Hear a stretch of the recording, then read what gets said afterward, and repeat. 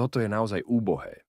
Predseda Mníchovskej bezpečnostnej konferencie doslova plakal, keď si uvedomil, že USA sa od Európy vzdialujú.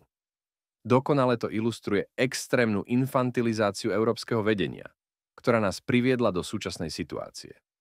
Namiesto toho, aby vnímal odklon Ameriky ako príležitosť konečne vybudovať skutočnú strategickú autonómiu, reaguje ako opustené dieťa. Po prejave viceprezidenta Vanca v piatok musíme sa obávať, že náš spoločný základ hodnôt už nie je taký spoločný. Som veľmi vďačný všetkým európskym politikom, ktorí sa ozvali a potvrdili hodnoty a princípy, ktoré bránia. Nikto to neurobil lepšie ako prezident Zelenský. Dovoľte mi uzavrieť, a toto sa stáva náročným.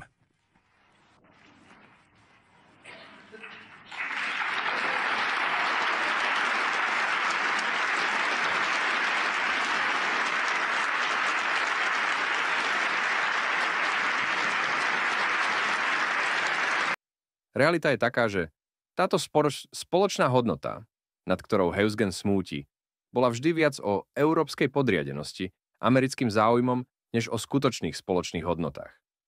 Vance a ďalší Trumpovi, ľudia v istom zmysle Európe, preukazujú službu tým, že jej strhávajú klapky z očí. Správnou reakciou nie je plač.